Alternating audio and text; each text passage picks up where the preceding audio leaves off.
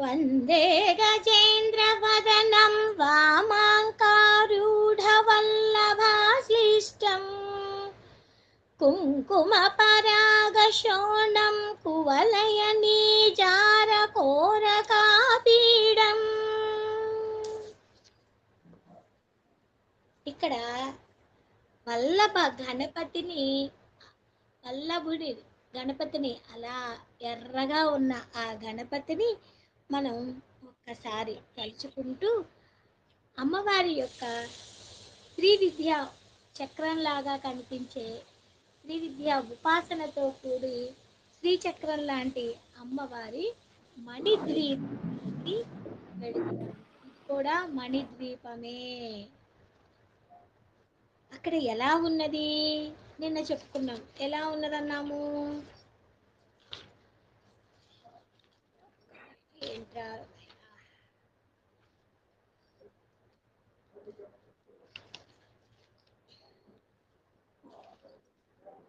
హరిహయ నైరుత మారుత హరిత మంతేష్వస్థితం తస్య వినుమస్సానుత్రిదయం విధి హరి గౌరీ సవిష్టపాదారం.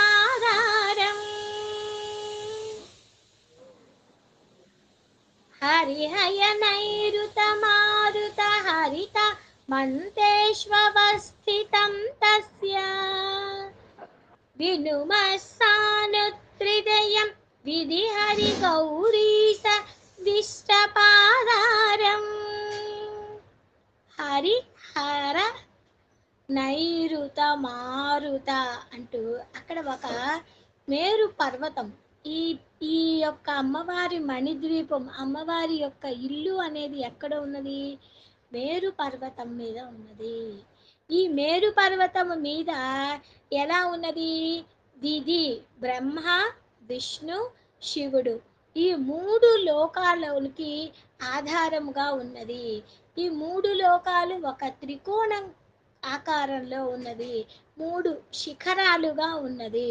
మూడు శిఖరాలుగా ఉన్న ఆ అమ్మవారి యొక్క ఆ దానిని చూస్తూ నేను స్తోత్రం చేస్తూ ఉన్నాను. మధ్యే పునర్ మనోహర రత్న రుచిస్తవకరంజిత దిగంతం ఉపరి చతుశతయోజన ముత్తుంగ శృంగ పుంగవముపాసే. ఇక్కడ ఉపాసన చేస్తున్నాను, ధ్యానం చేస్తున్నాను. దేన్ని ధ్యానం చేస్తున్నాను?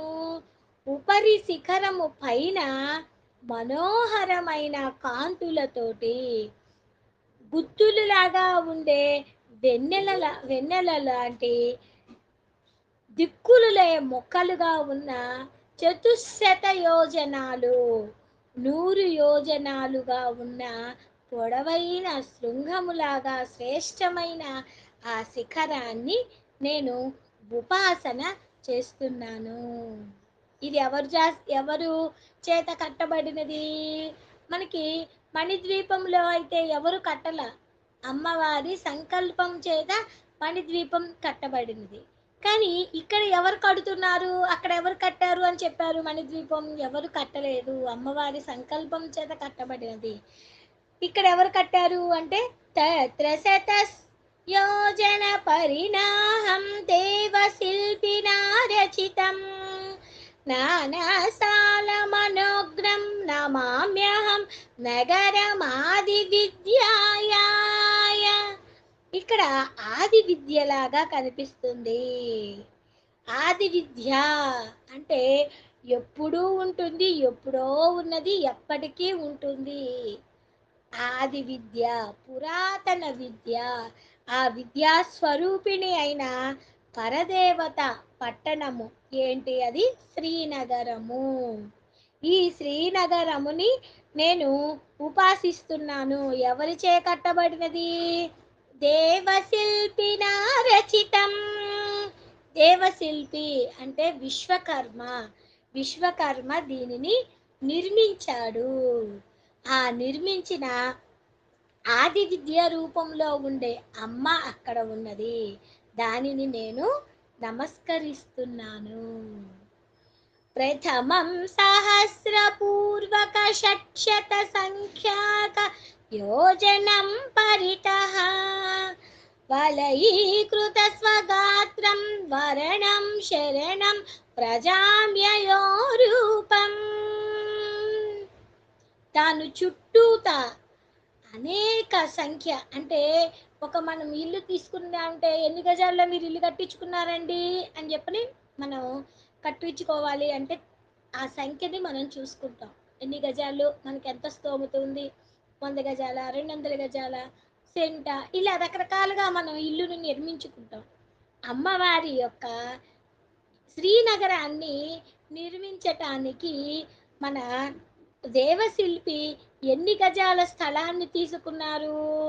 1600 యోజనాల దూరముతో ఉన్న ఇల్లు అమ్మవారి శ్రీనగరం. ఇది ఎలా ఉంది? గుండ్రంగా ఉంది. వలయీకృత స్వగాత్రం వలయీకృత స్వగాత్రం వరణం శరణం వ్రజామ్యయో రూపం. ప్రథమం సహస్రపూర్వక షట్శత సంఖ్యాక యోజనం పరితః వలయీకృత స్వగాత్రం వరణం శరణం వ్రజామ్యయో రూపం. అక్కడ వలయీకృతం, ఆ వలయీకృతంలో కట్టబడినది ఏమిటి? ఫెన్సింగ్ అంటామే మన భాషలో. ఆ ఫెన్సింగ్ దేంతో కట్టారు? ఇనుముతో కట్టారు. ఇనుముతో కట్టిన ప్రథమ ప్రాకారములో, ఆ ప్రథమ ప్రాకారానికి నేను ధ్యానం చేస్తున్నాను. 1600 యోజనములు విస్తీర్ణము కల ఇనుముతో కట్టబడిన మొదటి ప్రాకారానికి నేను సేవిస్తున్నాను. ఈ ప్రాకారానికి 4 దిక్కుల 4 ద్వారాలు, గోపురాలు ఉన్నాయి. ఇప్పుడు శ్రీచక్రం యొక్క ఫస్ట్ లైన్ అని అనుకోండి. ఆ శ్రీచక్రం యొక్క ఫస్ట్ లైన్ చతురస్రాకారంగా ఉన్నది. మీ మనసులోకి అలా ఆలోచన తెచ్చుకోండి చక్కగా. అలా ఆలోచన తెచ్చుకుంటే శ్రీచక్రానికి 4 వైపులా 4 ద్వారాలు ఉన్నట్లుగా, ఆ 4 ద్వారాలకి మొదటి ప్రాకారము ఇనుముతో కట్టుతున్నట్లుగా మీ మనసులోకి అలా తెచ్చుకొని ఆ ఇనుపు ప్రాకారముతో ఉన్న దానికి నమస్కారం చేసుకుందాం. తస్యోత్తరే సమీరణ యోజన దూరే తరంగిత ఛాయా ఘటయతు ముదం ద్వితీయో ఘంటాస్వన సార నిర్మిత సాలః. ఘంటానాదము, ఘంటానాదము దేంతో చేయబడుతుంది? కంచు. కంచు మోగినట్లు కనకంబు మోగునా అని చెప్పంటారు మన పెద్దవాళ్ళు. అలానే నెక్స్ట్ ప్రాకారము ఇనుమ ప్రాకారము పై భాగాన ఉన్న 7 యోజనాల దూరముతో ఇంకొక ప్రాకారం తలతలలాడుతూ ఘంటాస్వర నాదముతో ఉన్న ఈ ప్రాకారము ద్వితీయ ప్రాకారము. ఈ రెండవ ప్రాకారంలో ఉన్నాము. ఈ రెండవ ప్రాకారము మనకి సంతోషాన్ని కలిగించుగాక. చూడండి, మీరు జాగ్రత్తగా గమనించండి. ఫస్ట్ ప్రాకారాన్ని సేవించుకున్నాము. రెండవ ప్రాకారంలోకి వచ్చేసరికి ఏమంటున్నారు? ఆ ప్రాకారాన్ని చూస్తే సంతోషము కలుగుగాక అంటున్నారు. తస్యోత్తరే సమీరణ యోజన దూరే తరంగిత ఛాయః ఘటయతు ముదం ద్వితీయో ఘంటాస్వన సార నిర్మిత సాలః. రెండవ ప్రాకారము కంచు చేత నిర్మించబడినది. ఫస్ట్ ప్రాకారము ఇనుపు ప్రాకారము, రెండవది కంచు ప్రాకారము.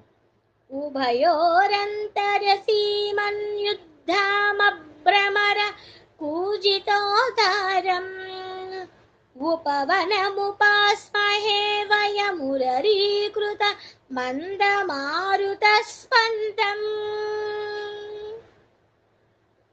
ఈ రెండు ప్రాకారాల మధ్యలో ఉద్యానవనాలు, ఎన్నో మహిమ కలిగిన ఉద్యానవనాలు, మంద మారుత స్పందం, చల్లటి గాలులతోటి ఆ ఉద్యానవనాలు ఎంతో హాయినిస్తూ ఉన్నాయట. ఆ ఉద్యానవనాలను కూడా నేను ధ్యానం చేస్తున్నాను. ఆలింగ్య భద్రకాళీ మాసీనస్తత్ర హరి శిలాశ్యామం శిలశ్యామాం మనసి మహాకాళో మే విహరతు మధుపాన విభ్రమన్నేత్రః. ఇక్కడ ఎవరున్నారు? హరిశిలాశ్యామం. అక్కడ ఎవరు కనిపిస్తున్నారు? ఇంద్రనీలమణి వలె నీలమైన దేహకాంతి గల భద్రకాళి. భద్రకాళితో ఆలింగనం చేసుకున్న, కళ్ళు త్రాగుతూ ఉంటే ఆ మధుపానం తాగుతూ అక్కడ ఒకరు ఉన్నారు. ఎవరు? మహాకాలుడు. మహాకాలుడు కాళీశ్వరి అమ్మవారితో భద్రకాళి సమేతంగా అలా అక్కడ ఉన్నాడు. ఆ భద్రకాళి సమేతుడైన ఆ మహాకాలుడని నేను ధ్యానం చేస్తూ ఉన్నాను. ఫస్ట్ మనకి ఎవరు కనిపించారు? ఫస్ట్ గణపతి. ఆ గణపతి నుంచి ఇప్పుడు మహాకాలుడు అక్కడ ఉన్నాడు. కాలుడు అంటే కాలానికి స్వరూపమైన భద్రకాలుడు అమ్మవారితో సహా కలిసి మధుపానం చేస్తూ అక్కడ ఉన్నారు. ఆలింగ్య భద్రకాళీ మాసీనస్తత్ర హరిశిలశ్యామాం మనసి మహాకాళో మే విహరతు మధుపాన విభ్రమన్నేత్రః. ఇక అక్కడ నుంచి ముందుకెళితే అక్కడ ఎవరున్నారు? కంచు ప్రాకారము పై భాగాన మరల 7 యోజనాముల దూరముతో ఉన్నది ఇంకొకటి. ఏమిటది? తాతీకో వరుణస్యోత్తరస్సీమ్రి వాతయోజనతః తామ్రేణ రజతమూర్తిస్తను తాదా చంద్ర తారకం భద్రం. తామ్రేణ. తామ్రేణం అంటే రాగి. రాగితో కూర్చబడిన అక్కడ నక్షత్రములతో కూడి చంద్రుడు అక్కడ ఉన్నారట. ఆ చంద్ర తారకం. ఆ చంద్ర నక్షత్రాల ఉన్నంత వరకు కూడా మనల్ని శ్రేయస్సు భద్రాన్నించే ఆ తామ్రంతో కూడిన ఒక ప్రాకారం ఉన్నది. మీ మనసులోకి ఒక్కొక్క ప్రాకారాన్ని మనసులోకి అలా తెచ్చుకోండి. ఇది కూడా ఒక రకంగా ధ్యానమే. మనము దేనిని ధ్యానం చేస్తున్నాము? అమ్మవారి యొక్క శ్రీచక్రాన్ని. ఈ శ్రీచక్ర వర్ణనని జాగ్రత్తగా పట్టుకోండి. ఫస్ట్ ఇత్తడి ప్రాకారము, ఇత్తడి ప్రాకారము తర్వాత కంచు ప్రాకారము, కంచు ప్రాకారము దగ్గరకి వల్ల మన భద్రకాళి సమేతుడైన అక్కడ ఆ స్వామిని తలుచుకుంటూ ఆ తర్వాత రాగి ప్రాకారం. ఈ రాగి ప్రాకారంని మనకి భద్రంగా ఉండేటట్లుగా చేస్తుంది. ఆ చంద్రార్కము, చంద్రుడు ఉన్నంత వరకు, చంద్రమండలం ఉన్నంత వరకు మనల్ని భద్రంగా చూస్తుంది. తాతీకో వరుణస్యోత్తరస్సీమ్నివాత యోజనతః తామ్రేణ రజతమూర్తిస్తను తాదా చంద్ర తారకం భద్రం. ఆ ప్రాకారం అయిపోయిన తర్వాత మధ్యే తయోర్మణిమయ పల్ల శాఖ ప్రసూన పక్ష్మళితాం కల్పానోకః వాటిం కలయే మకరంద పంకిలావాలాం. రెండిటికి మధ్య ఈ రాగి కంచు ఈ ప్రాకారాల నడుమ మణిమయము రత్నములు చిగుళ్ళు కలిగి కొమ్మలు కొమ్మలుగా తేనెలు అలా జాలువారుతూ ఉంటే కల్పవాటికలు అంటే తేనెలు వస్తున్నాయి అంటే అర్థం ఏమిటి? అక్కడ ఎన్నో పూలతో కూడిన వనాలు ఉన్నాయి. ఆ వనాలు కల్ప వృక్ష వనాలు ఉన్నాయి. ఆ వనాల దగ్గరికి తేనెతో కూడిన తేనెటీగలు మొత్తము కూడా అక్కడ వాలి మనసుకి ఆహ్లాదం కలిగించేటట్లుగా ఉన్నాయి. తత్ర తయోర్మణిమయ పల్లవ శాఖ ప్రసూన పక్ష్మలితా కల్పానౌకః వాటిం కలయే మకరంద పంకిలవాలా. ఇక ఆ ప్రాకారం దాటి కొంచెం ముందుకు వెళుతూ ఉంటే అక్కడ ఎవరున్నారు? తత్ర మధుమాధవ శ్రీ తరుణీభ్యాం తరణ దృక్చకోరాభ్యాం ఆలింగితోవతాన్మా మనిసం ప్రథమర్తురాత్త పుష్పాస్త్రః. ఆ కల్పవాటిక వనములందు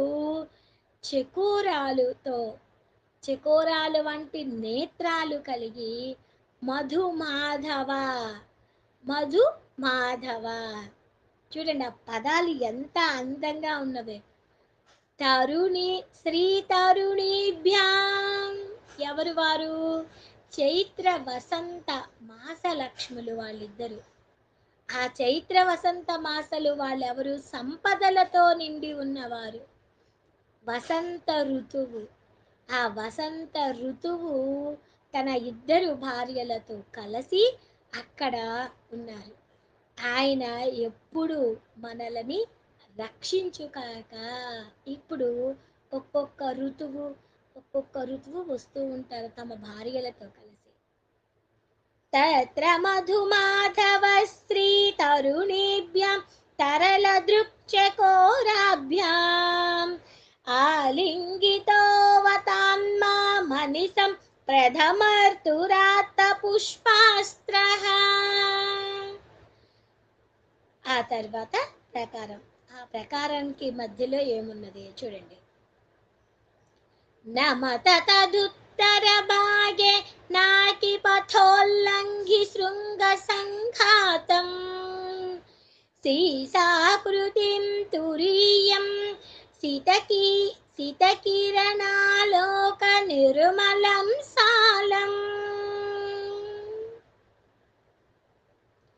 అక్కడ దానికి పైన తామ్ర ప్రాకారానికి పైన దేవతా మార్గం అన్నది ఒకటి ఉన్నది. అది ఆ శిఖరాలను చంద్రుడి కిరణాలను తాకుతున్నట్లుగా ఉన్నది. ఆ నిర్మలమైన ఆ చంద్రుడి వెన్నెల కన్నా తెల్లగా ఉన్న ప్రాకారం ఒకటి. ఆ ప్రాకారం ఏమిటి అంటే సీసముతో తయారు చేయబడినది. ఈ సీసముతో తయారు చేయబడిన 4వ ప్రాకారము. ఈ 4వ ప్రాకారానికి నమస్కరిస్తూ